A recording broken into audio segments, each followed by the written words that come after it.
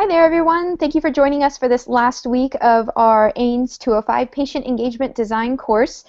This week we're going to be chatting about self-tracking, quantified self, or the QS movement as it's called, and patient engagement. So this week we have the great fortune of talking to Katie McCurdy, who is joining us from the East Coast today, so she's a little chillier than I am on the West Coast over here. But we'll be chatting a little bit about our experiences with self-tracking and the pros and cons of it as well for our health communities. My name is Britt Johnson. I'm an e-patient advisor with Stanford MedX, and I am a patient advocate mostly in the arthritis community. I've been living with two forms of arthritis for the last 22 years, as well as Sjogren's disease and chronic complex migraines. So the autoimmune soup, as some like to call it, and a lot of chronic pain. So glad to have Katie with us today. So Katie, I'll let you introduce yourself to everyone. Okay, sure. Thanks, Britt. I'm excited to be here, and thanks so much for having me. I am a patient and designer, so I'm a patient with a couple autoimmune diseases as well. I have one called myasthenia gravis, which causes weakness, and I actually also have Sjogren's, and I wasn't aware that you have it, Britt. Yep. So it seems like many of us do. And so I kind of come at healthcare both from a patient both from like a patient experience perspective, but also as a designer. So I tend to try and solve my own problems, and I've kind of focused on solving my problems as well as other people's problems, and kind of working professionally in healthcare as well. And I've tracked many things about my health, which I'm sure we'll get into in a lot more detail. So. Awesome. Well, thank you so much. The funny things you learn when you just start talking, right? So. Yeah. So this week in our class, the patients got to listen to Hugo Campos, who is a fellow MedX e-patient advisor. He has an implantable defibrillator, and so he does a lot of self-tracking, whether he likes it or not, I think. We also had Ernesto Ramirez, who works with the Quantified Self Labs, and Chris Hogg of Practice Fusion. So we got to hear a lot about their experiences and their ideas on kind of incorporating self-tracking into healthcare and how that can help motivate our entire population at large. So all the class participants were asked two questions this week that Katie and I are going to kind of start with and then bridge into our conversation from there. So we'll start with the first one, and Katie, I'll go ahead and have you kind of answer this one first, and then we can kind of go from there. Do you use a wearable data tracking device, either something like a pedometer, Fitbit, or Fuel Band, or any of the other ones? If so, what do you use, and what does the device teach you about yourself? So this very moment, I am not using a wearable. I do pay attention to both Breeze and Moves on my phone, which are apps that just run in the background of my phone and kind of keep track of my steps. So I have started using those instead of the wearables that I used to use, which were a Fitbit Flex, and I also used a Shine. And I think what happened with those is with the two wearables that I was using, I would just put them down one day and forget to put them back on. So I just kind of got out of the habit of wearing them. And I feel like the extra effort, I didn't have a specific goal for wearing them. It was more just sort of for, professional and kind of fun, just to see if I could keep up with it. And I thought it was entertaining, but I don't think I had a specific goal with it, so I didn't keep up with that level of like putting something on my body every day. That's really interesting. So I guess, so mostly you would have been tracking steps, sleep, those sorts of things. So you weren't able to find any direct correlation then to your health conditions then, or find benefit with them. Yeah, and I think I didn't have a good way to say, oh, it looks like I was walking more during this time period and I felt better during that same time period, my symptom-wise. I haven't had a good way to correlate those things yet. And so I feel like if at some point I was able to do those kind of little experiments, then I think the utility of those type of devices would probably really increase, or if anything, just making sure that like Moves or Breeze was on my phone, that I'm gathering that data. Separately, I guess I should mention I'm working with a nonprofit, OpenM Health. And what's really interesting is it's a nonprofit, and they're trying to pull together health and tracking data from all different sorts of devices and apps and make it more useful in a clinical setting, so for patients and doctors. So that's the kind of thing that OpenM Health is looking toward in the future, is pulling together a bunch of different types of data and making sure that we can kind of draw conclusions from it and, do these correlations. And see, it's really interesting. So for me, there's several reasons that I haven't used any of the wearables yet, or the ones that were mentioned here. And I was fortunate enough to sit on a panel this year with Ernesto Ramirez and Sarah Regari and Doug Cantor as well. And so we all discussed kind of our experiences with it as well, and their diseases, they could find direct correlations with it. Doug has diabetes, and we heard from him earlier in this course, and so it makes sense for him to track his numbers. As we were saying, he lives and breathes by his numbers. Sarah who was on last week, has been able to find direct correlations as well, and she's really even just making discoveries in the last couple of weeks, which is really wonderful. For me, though, I think the same as you, Katie, it's more of a novelty at this point, because there's the difference between, I think, the wearables that track our steps, our sleep, and potentially some other things, heart rate and so forth. And like you're saying, I don't see a direct correlation. I need help making that, and I don't have the time, or maybe even the know-how how to set up the right experiment for my some guidance there. Now the interesting thing is, and what I want to kind of tail this into with you here, is that so we look at app development. So you're talking about apps on your phone, and that essentially is almost a wearable now, because we all have our phones with us constantly, either in your pocket, your purse, or you name it. So that could almost be considered a wearable in a way. But a lot of those apps for my chronic conditions, so ones that are aiming to actually treat something, they're asking me to track things that I don't necessarily want to track. And this is what we talked about at Medicine X this year, is that I don't necessarily want to track my pain, because the kind of bringing that to the forefront and constantly thinking about it and focusing on it can be a negative. But if there's a positive way to do that, sort of a positive reinforcement, then I would do it.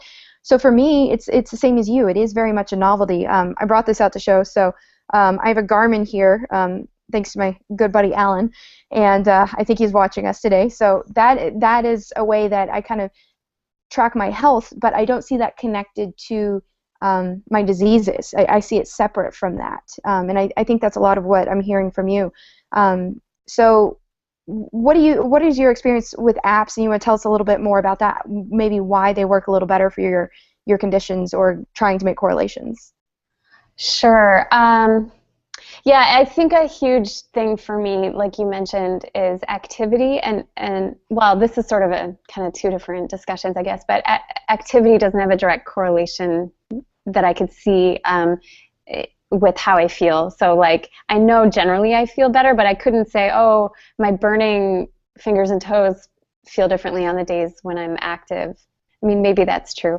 But just generally, I think from a behavior standpoint, having another thing to remember, we've talked about a lot, patients' routines. A patient's routine is so much more intensive, and I have like all these medications I have to take at various times of day, and I have to like remember every couple hours to do the certain thing. Nothing like a diabetic's schedule, which I've learned a lot about in the past year, and it's crazy, and just gives me so much respect, even more for people who who are kind of managing their diabetes. But yeah, just putting on a wearable device and having to remember that every day just feels like another thing to do, like a task to me, and it's like it's just not providing me the value back. But when I have my phone in my pocket and I go for a hike and I'm like, ooh, like I killed it today, like I'm like, yeah, awesome.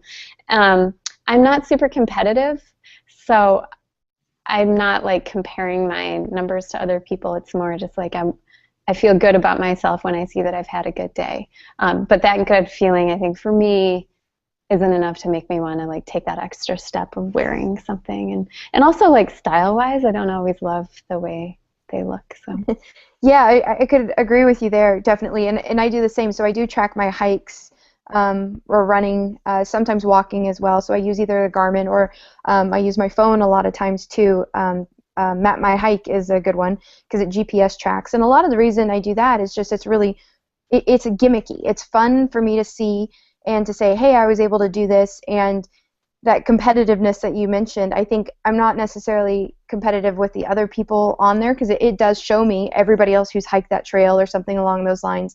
But I do get sort of competitive with myself and how well I'm doing at the time, I think. I do see that, oh, hey, I was able to hike this amount of elevation in this distance in this amount of time, whereas a year ago I wasn't. But it's not the kind of competitive where I get mean and sort of angry about it. Yeah, it's just it's a reinforcement that I'm taking good steps towards my health, and so that's where it is helpful. But I completely agree with you about kind of the wearability of it, if you will.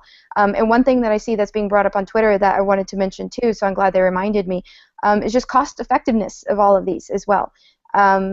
That is a big deterrent for me. So when we're looking at a lot of these wearables where the price tag is around $100 or more for them, that's not even a month's worth of medications for me. So there's a lot of issues around that. And I think the other thing that you're saying about wearing it is, I want a device, if I'm going to wear something, that's going to do everything that's going to help me.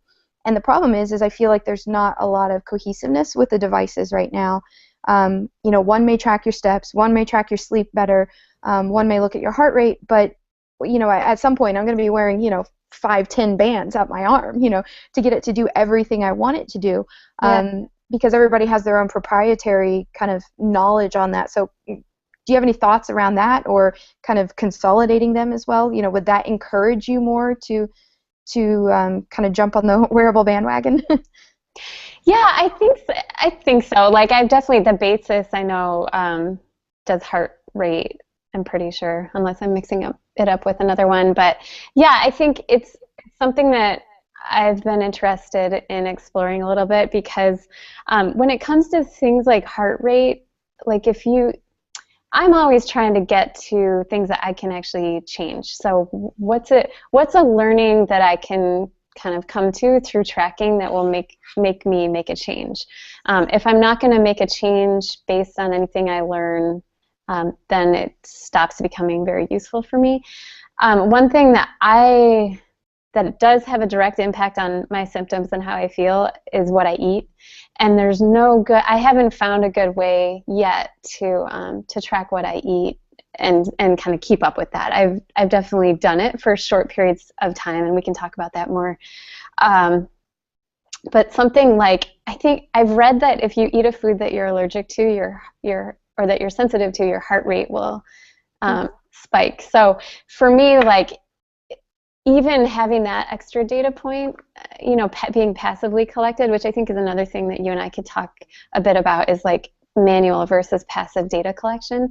But even having that heart rate information could be a useful data point if I see, like, in my day, my heart rate spiked, and then, oh, I wonder why that was, and like, oh, yeah, that's because I just had like 2 glasses of wine, or because like I ate something that maybe I was sensitive to, and it would help me start to kind of troubleshoot, like, what did I do and what action could I take possibly based on that.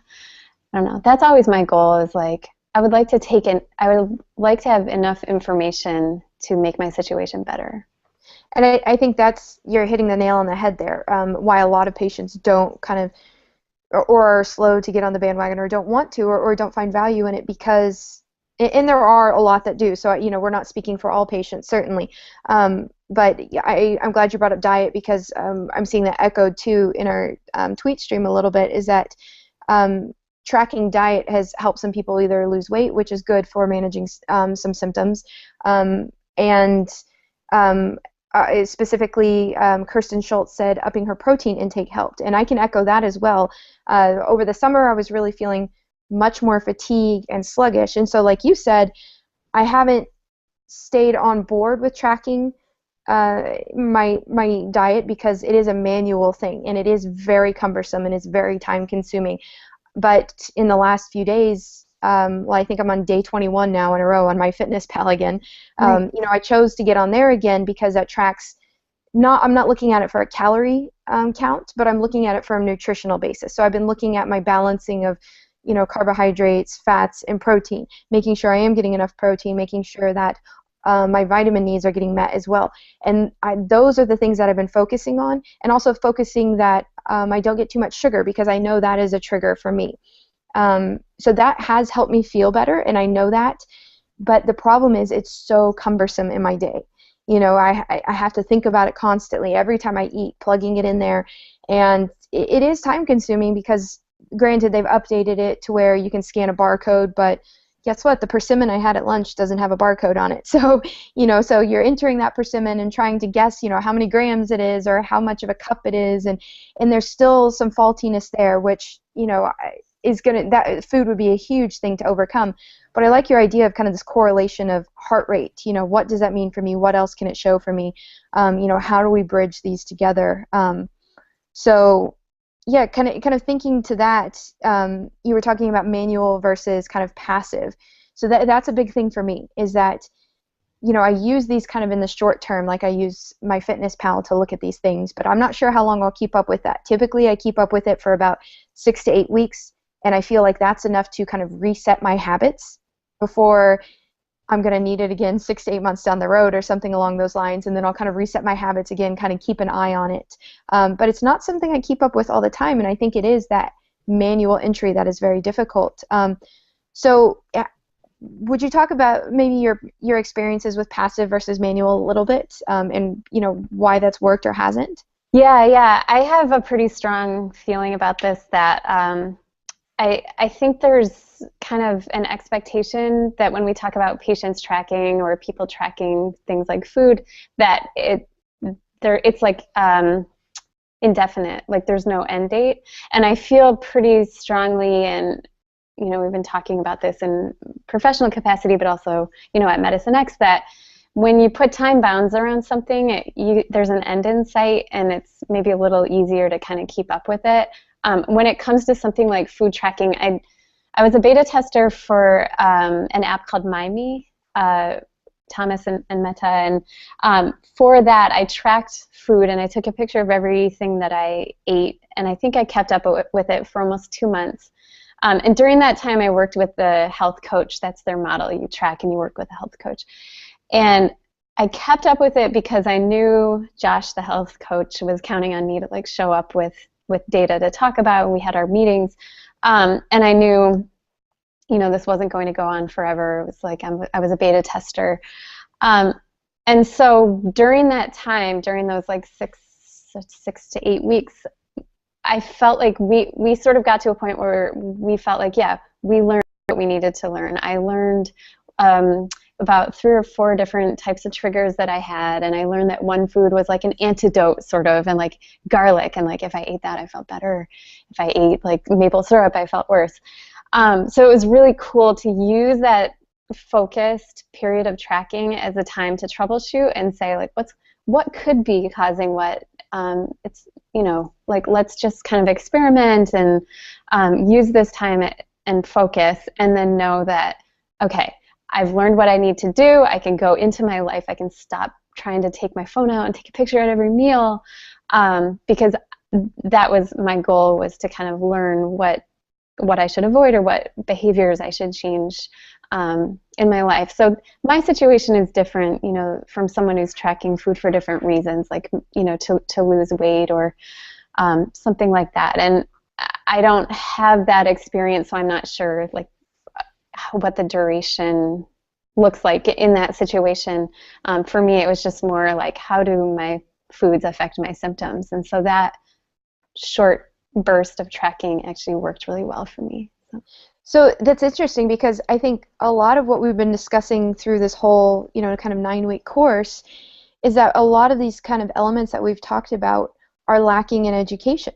in patient education. That's what I'm hearing why it worked for you and why you were able to find some of these things, because you weren't just sort of thrown the technology and expected to figure it out on your own, but there was an educational component with it. It was, okay, let's talk through that. And, I recently, to go back to my Fitness Pal, I'm giving them a whole huge plug here today, but they just updated their app, and so now it's almost more engaging through the day. So there's a little bit of a gamification there that has made it more fun. So like today, I typed in, I had a persimmon at lunch, so I typed in my persimmon, and then it immediately tells me, hey, this food is high in vitamin C.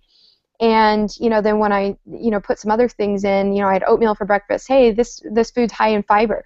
And so it's almost become fun at this point. Again, there's another level to it now. It's like, hey, let's see what this food is really good at, and let's see what this food is doing for me right now. And so I'm interested to see if that sort of gamification of it that they've added, that extra level, will keep me on there longer. But that is a little bit of that kind of education component there, why this food is working for me. But then it also goes the negative side, and it'll tell me, hey, slow down, like you're only supposed to be eating so many grams of sugar today, and it doesn't tell me to slow down. It just says your sugar goal is this for today. So it's this very kind of quiet reminder, which is great, because I don't feel like I'm being reprimanded or anything along those lines. It's just, hey, you ate this food, it's maybe a little more than you wanted, which is really great. So I saw a really great comment in here that I just want to pull in from @CourageSings. And if you're joining us on Twitter, you can join us on the hashtag #MedX. So she said, perhaps tracking is negative for some because it focuses on the not so fun parts of our illnesses, and we don't want to be reminded of that. And I think that's how a lot of patients feel, is that when they're asked to take on these new apps that are made by either app developers or pharmaceutical companies or healthcare institutions of various forms, is that it's not focusing on what the patient wants. And I think that's really a follow-up to the second question that everyone was asked this week. So the second question was, what health element do you think would be most valuable to track, either for yourself or for the general population? So my feeling is that the answer is whatever the patient or person wants or needs. It's not, what somebody else puts out there. So how do we make these things adaptable is the question. So I don't know if you want to answer that then, Katie. So, what do you find most valuable to track, either personally, or do you think for, the general population, or maybe an immediate health community as well?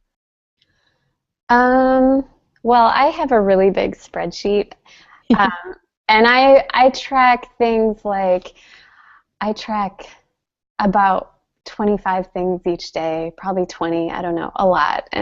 But the thing, I do track symptoms, and I track how severe they were. I track triggers. Did I have alcohol, or was I stressed, or whatever.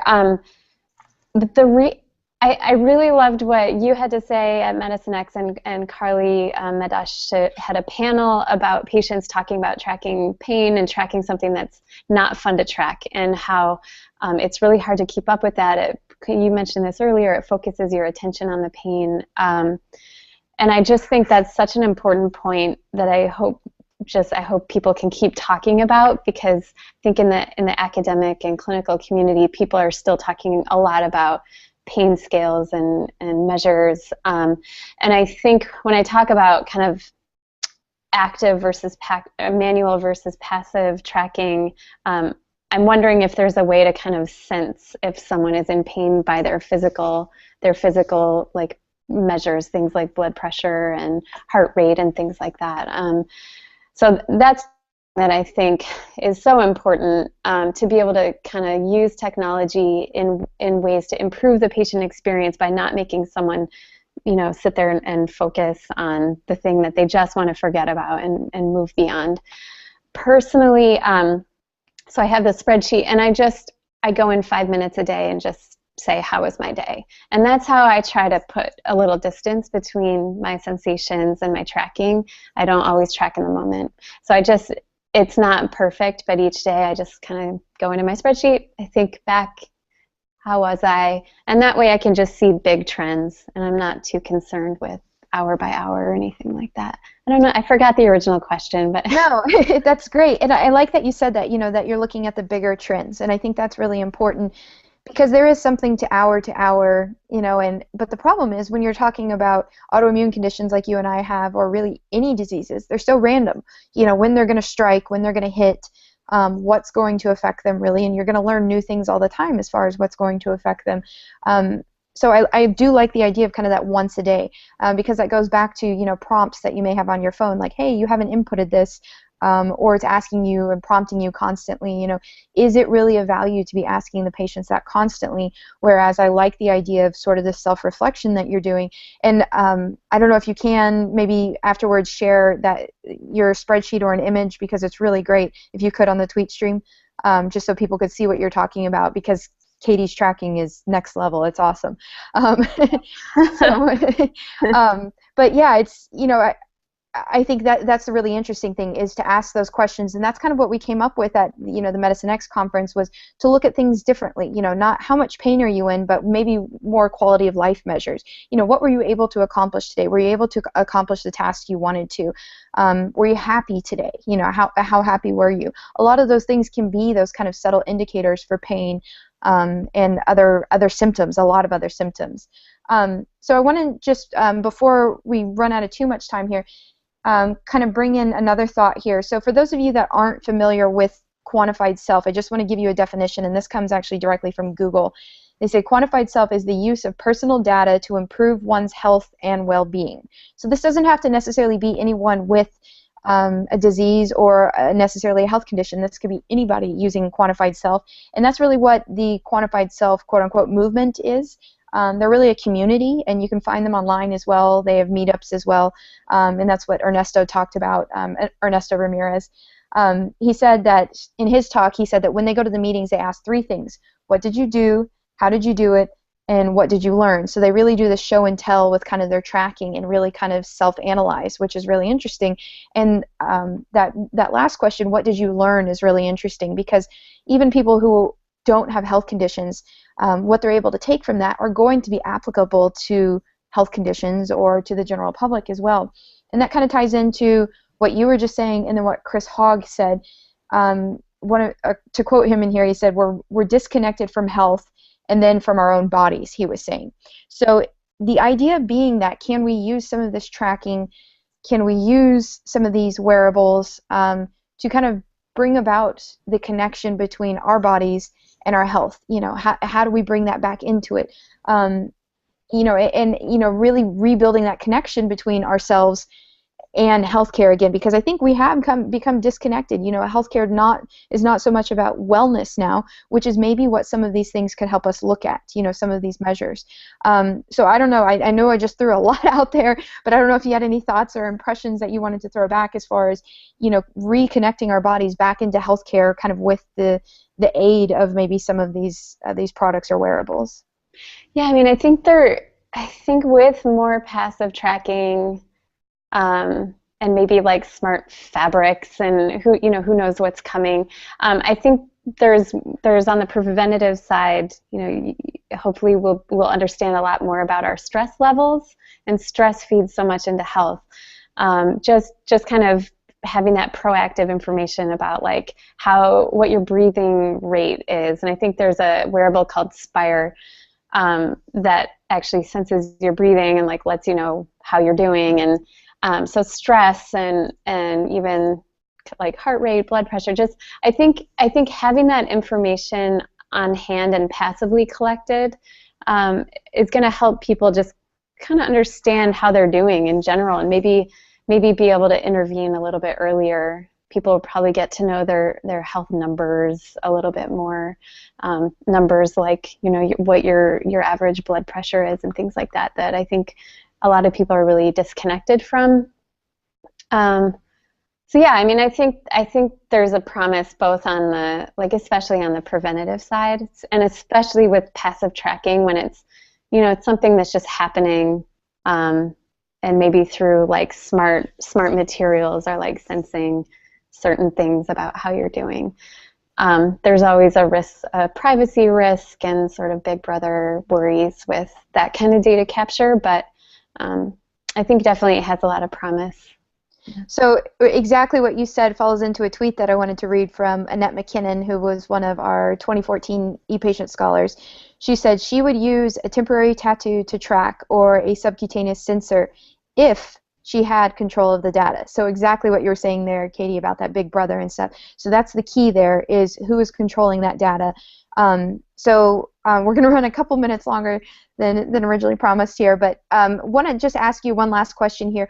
What are you excited for in the future? Is it maybe some of this kind of subcutaneous, where do you see healthcare going, or what are you excited about as far as tracking?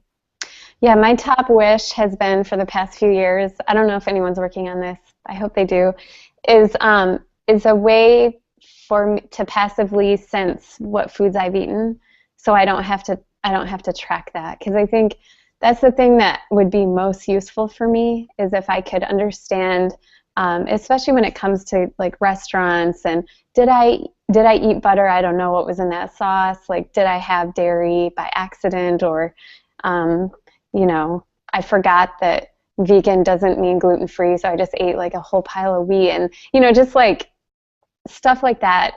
If there was like a tooth wearable or something, that's what I'm most excited about. But before that, I think I am really excited about the promise of finding correlations, and also of using this data to kind of communicate with my doctor. We didn't talk too much about that, but of kind of increasing the communication between doctors and patients around the data that the patient is collecting all the time.